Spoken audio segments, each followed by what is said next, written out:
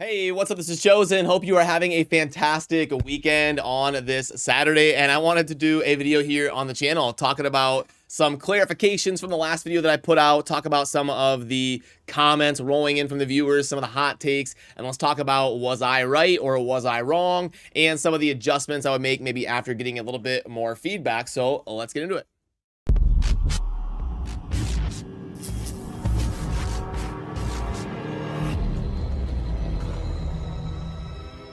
Alrighty, now right out the gate, this is the kind of stuff I love. I've been doing YouTube for like 14 years, and I totally understand when you do a tier list, you are going to get pushback on it. You're going to get people that disagree, and that's the sort of stuff that I really like in doing content because it helps me be more and more accurate as I go over time.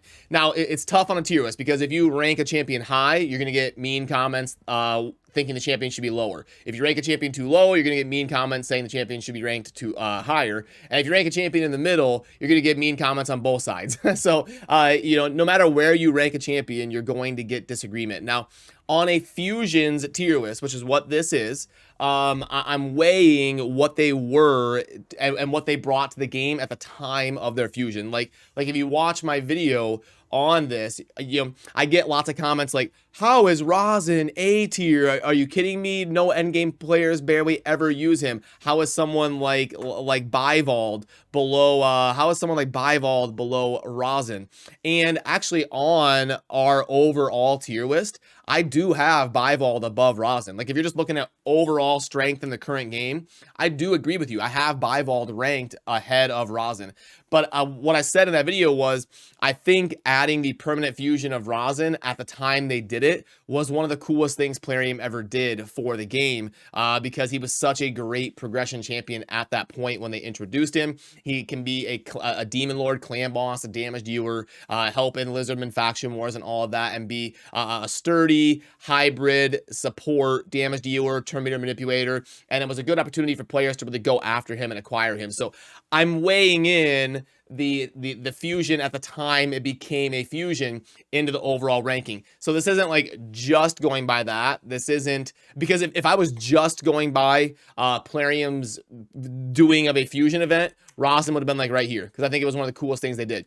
Tormund would be up here, and then Rotos would be right there. Like the list would be different if I was going just by the fusion event. And if I was going just by the current overall state of the game, I mean, yeah, then Ryzen drops down here, Bivold goes like either low A or high B, and things adjust a little bit. But I'm just trying for entertainment purposes to have a list out there where we kind of take everything into account. What were they at the time of the fusion and their fusion event, and also within the scope of the game currently. So you end up seeing a champion like Ryzen instead of being down here. I try to like kind of weigh it somewhere in the middle and take everything into consideration, and he goes right there. And I believe on the original list that I did in yesterday's video, I had Bivold right there or so. And that was probably the most feedback I got, was like, how can you rank Bivold so low? That's crazy. That means you never used him, and you're way off base on ranking him right there. So why not? Let's take a look at it. Maybe I am crazy. Maybe I do need to evolve my opinion. There has been times where I did. There is when I did a video about the Lizardman epics,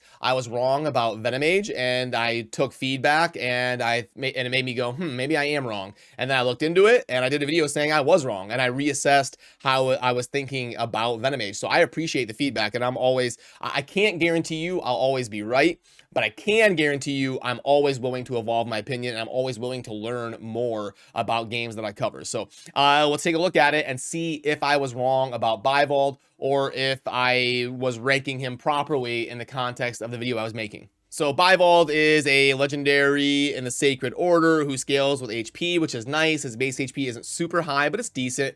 You get some A1, a decent provoke, and some heals. That can be super handy for certain Doom Tower fights, waves, Hydra. You get an AoE double hitter, which is super cool. Very reliable provoke, and then also placing AoE to leech, which is nice, gives your whole team lifesteal basically. And then we also get a strengthen on him, and I love the landing even if a weak hit because he has spirit affinity. So that is great for the Hydra to give your whole team lifesteal and do a bunch of damage with the multi-hitter and stuff.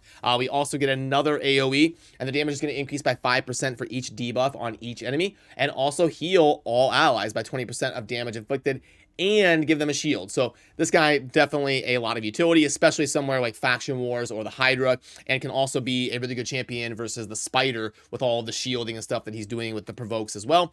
And then we're going to be decreasing all damage taken by all allies if the enemy is under a provoke by 15%. That's really cool. Kind of similar to like a Duchess passive.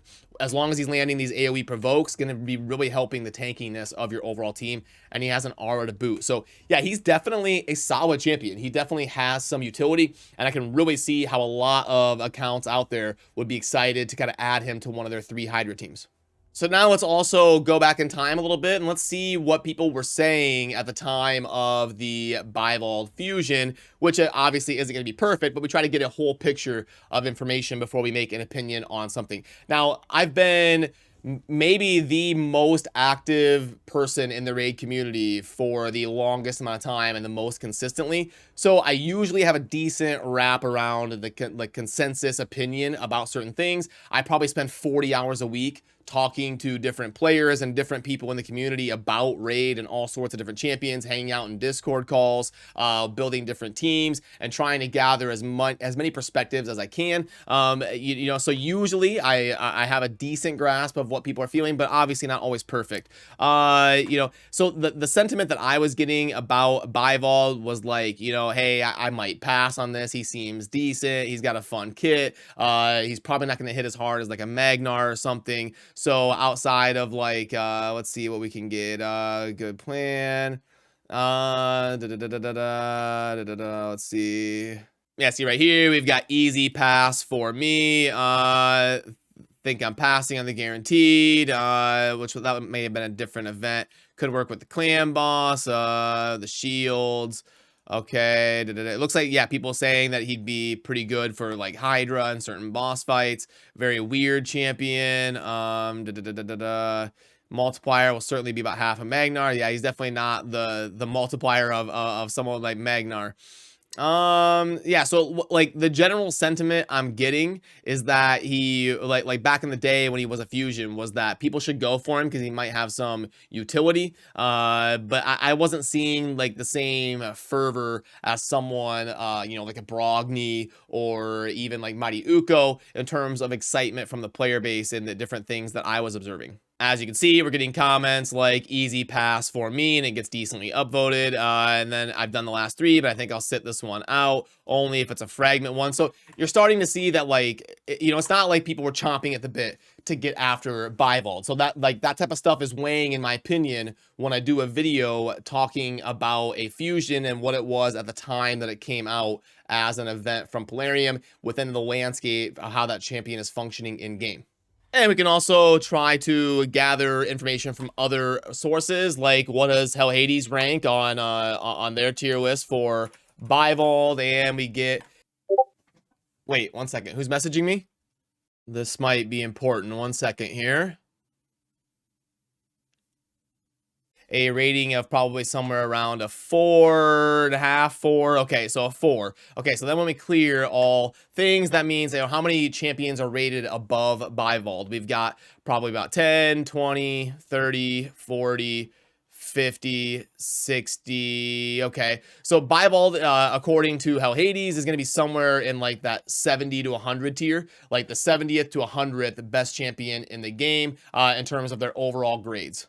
So then when we go back to the tier list and we reassess, you know, how wrong I was or how correct I was and all that, if I try to reassess based on opinions I'm gathering and different things that I'm seeing, being willing to evolve my opinion, I would say it's fair that I put him a little bit too low. I do think he has some utility for sure in the Hydra and kind of some cool things that he does. I think he may have a little bit better scarcity than I gave him credit for. You know, so I would probably... Even, like, I don't think he was like a Brogni, obviously, when he was introduced to the game and when he was a Fusion. But I do think, you know, maybe I would move him kind of up here, kind of like to the top of B. So I think it was fair to say I ranked him a little bit too high. I would probably move down, you know, someone like Creo, I guess. I like to keep the tiers as even as I can. You know, so like, because that's what makes it tough. Like I said, you know, Ryzen was one of the better fusions they ever introduced to the game. But Bivold's a better champion. And on the overall tier list, that is reflected. I'm trying to make like a fusions tier list. And again, it's for entertainment purposes. This stuff isn't going to be scientifically, you know, peer-reviewed journals. That's going to be, you know, something perfect. You're trying to do something for fun to drive discussion in the community so we can all learn from each other and have good context when fusion champions come to the game in terms of how hyped or, you know, if we should skip them or not and stuff like that. It's kind of the goal of what I'm doing. And since we already have millions of overall, well, not millions, but since we already have tons of overall tier lists out there, I thought, why not do something, you know, different and have like a fusions tier list where we take everything into consideration, you know, which I've already explained, you know, trying to blend what they were when they were introduced to the game, their fusion event, and how they perform in the overall scope of the game. And all of the comments weren't about just Bivold. We did have some comments from some people saying like Tatura should be S tier. You know, I saw somebody saying Walking Tomb Drang was too low. I could see maybe putting Walking Tomb above someone like Marinix, dropping Marinix down maybe. Like Creo was a tough one because Creo was really cool when she was introduced to the game. So that's a similar one to Ryzen where like this was a really cool champion that people really wanted to go after and put in a bunch of different teams for the like the ally attack and stuff. It's been a little bit power crept, so she slides down a little bit and maybe would be down around here if you went by like the overall ranking. But at the time of the fusion, so you want to like weigh that a little bit and slide her up a little bit. So some of this stuff gets tough. Some people were saying like Maui should definitely be up in the A tier. Which, like, when Maui came out, she was really cool with the AoE provoke was super rare, the ability to revive and all of that type of stuff. So definitely some good input. And if I had to do like another version of this, we even had someone saying Shamrock was way too low. And you know, I actually like Shamrock. I've always said the community underrates him a little bit. So we could maybe move Shamrock up a little bit, like to right there, Maui up a little bit. Let's go ahead, let's put Bivold at like the bottom of A. Okay, let's spread things out a little bit. And okay, so I do feel a little bit better about this. Maybe it's tough to do this stuff perfect, and what my plan is typically is I'll do like an update to the different tier lists that we have out there every 2 or 3 months, and we try to keep this stuff you know, as accurate as realistically possible, even though it's never going to be perfect. So after we get another couple fusions, we will do this again. We'll reassess it. I might even do it live on stream and try to get as much feedback as I can, and yeah, I'll try to soak up the feedback from you, the YouTube commentators as well, so, or commenters. So yeah, give me the feedback. I enjoy it, and thanks for helping me evolve opinions to make content here on the channel as accurate as we can. So anyway, that's gonna do it for me. I hope you have a great rest of your weekend, and hope to see you soon in the next video. Remember to subscribe on your way out if you enjoy daily Raid Shadow Legends content, and I'll see you soon. Peace.